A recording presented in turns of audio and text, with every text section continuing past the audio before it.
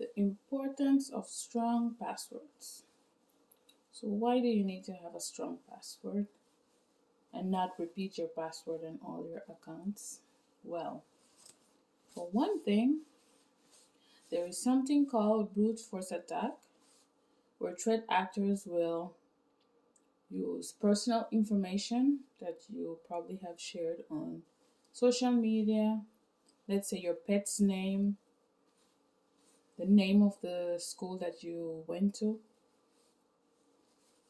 um, your favorite color, your favorite food, different things like that. And they will try to guess your password. This is a trial and error kind of situation. So yes, they'll try as many different combinations as possible. They have software for this. Obviously, they're not doing it manually until they guess your password. Or there's another attack that is called rainbow attack, where they have like a dictionary of the most popular common passwords that people use. You would be surprised how many people have their password as password 123, my password 12345, and crazy things like that. So it's very important for you to have strong passwords to secure your accounts. How do we create strong passwords? That's what we're going to check today. It's very easy, you know. Strong passwords are a combination of uppercase, lowercase letters, numbers, symbols. I'm trying to guess, so punctuation sign, anything that you can use to make it much more difficult. Because the stronger your password is, including all the things that I just mentioned, it makes it like 6 times more difficult for threat actors to guess your password. So let's say you want to start. It's also very crucial that you not use sequence. So let's say if you use A, you should not use B immediately after. Let's say if you use number 1, you should not use number 2 after. Or Y, X, Y, Z, A, B, C. Don't follow those sequences. So make sure that the letters are like mixed, diverse, and they're not in the same order.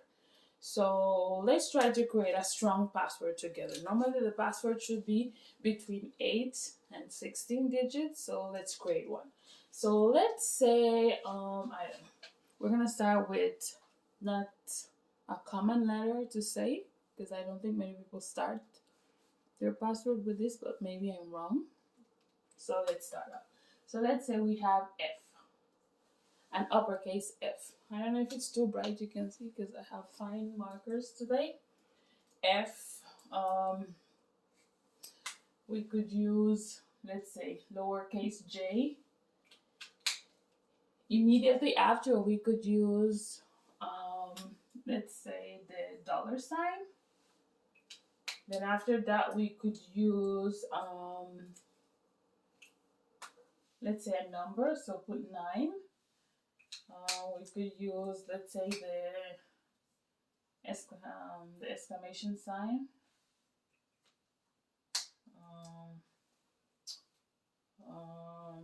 Let's try 9. So we should not go in sequence. So I'm gonna put. I think I'm gonna have to switch the camera around after to show you guys because it's not showing clearly. Let's try 4. And you keep going like that until you create like random passwords that have nothing to do with your life personally. Because if you're using your name or your kids' names or different things like that, then it's much more likely for them to guess your password. Because at some point you will probably end up sharing this kind of information, personally identifiable information. So it's better that you create a password that doesn't necessarily relate to you in any way, just random. I personally call them nonsense password because they are not related to me in any ways. Okay, so I have F, uppercase F, J, the dollar sign, 9, exclamation mark, 4.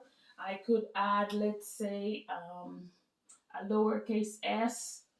Um, let's see, probably a y, uppercase Y. Let's try maybe let's try the number 6. 2, 4, 6, 8, 9. Let's go for 10. And I could end with, let's say, the at. And this would be a very strong password because it wouldn't be very easy to guess. So give me a moment. Let me see if I can. So this is what I was writing. This is basically an example of a strong password. If you notice, it doesn't include any personally identifiable information and you just use random digit, different numbers. Please don't use this exact password that I'm showing you. It's just an example of how you can diversify your passwords to make them more difficult for threat actors to guess. So please don't write down this one and use it on your account because this will be on the internet. So that wouldn't be a good idea, right? So make sure that you get at least 4 of these nonsense passwords that are not related to you and that don't include any of your personally identifiable information. And this will definitely help to make your accounts much more stronger. And obviously, it's very difficult to remember this password. So you have to make sure that you jot them down. You have, let's say, a password manager if you prefer to use applications for that. Or you can get a simple notebook and just jot them down. I would prefer you to buy my notebook, but if you don't, just make sure that you jot down your passwords somewhere, keep them safe. Wherever you keep your important documents and files, keep it there. And just make sure that you have good control over your accounts. The password is the first step to being cyber smart. So once you have a strong password, now you have to set up two-factor authentication or multi-factor authentication. I also have videos on the internet on my YouTube channel as well, how to set up two-factor authentication on Facebook, Instagram, TikTok, and Gmail account. So you can also check out those videos, but remember, it's our obligations to stay safe and to protect ourselves and, well, our family, our job. It's a collective effort. So make sure that you create at least 4 nonsense passwords so you have them to use. Diversify them. Don't repeat your passwords on all your accounts because in case one of your accounts get like hacked, then they won't be able to enter all your different accounts with the same password that you use. So well, this is the password notebook that you will find also on my website. I mean, the quality is very good, so if you jot these down, you know that it's gonna be long lasting. I know it's huge, but it's not only for your password, it's also for you to keep like control of your accounts. Many like maybe not social media accounts, but there are other accounts that you do. Let's say you have to do something with the government, taxes and stuff like that, and they ask like for security questions.